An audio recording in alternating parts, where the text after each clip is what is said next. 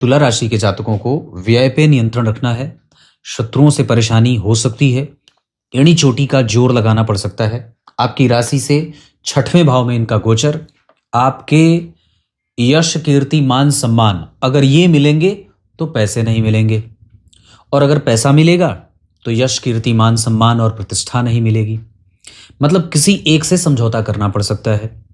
तुला राशि तुला लग्न के जातकों को अगर वृद्ध हैं और तुला राशि तुला लग्न के हैं तो निश्चित रूप से आपको अपने स्वास्थ्य का ध्यान रखना चाहिए। इतना ही नहीं, अपनी दिनचर्या, अपने पूजा पाठ का क्रम बदलना नहीं चाहिए, और अपने स्वास्थ्य का निरंतर रूप से कष्ट न हो उसमें, इसके लिए चेक करते रहना होगा।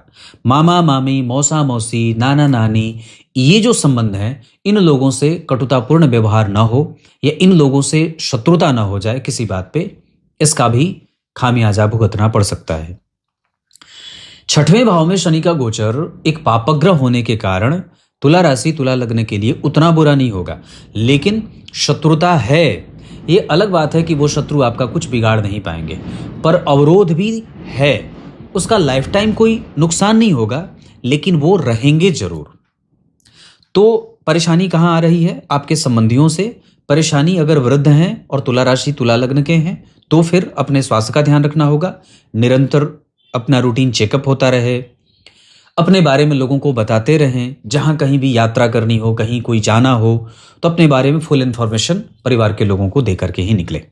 तो कहने का अर्थ मेरा यह है कि ये तुला राशि के जातकों को इस तरीके से परेशानी हो सकती है। 12वें भाव पे उनकी दृष्टि आपके व्यय को संतुलन भी करेगी और विदेशी कंपनी से संपर्क भी लेके आएगी। बाहर और दूर दराज के संबंध विकसित होंगे। वहीं आपके अष्टम भाव पे उनकी दृष्टि आपके रोगों को बढ़ाने वाली, वात जनित समस्या को देने वाली और लंबी बीमारी को देने वाली भी हो सकती है। इस वजह से यहाँ पे सावधान होना होगा। तो ये इतनी सारी चीजें तुला राशि के जातकों को अपने जीवन में अगले 2.5 वर्षों के लिए शनिदेव देने वाले हैं।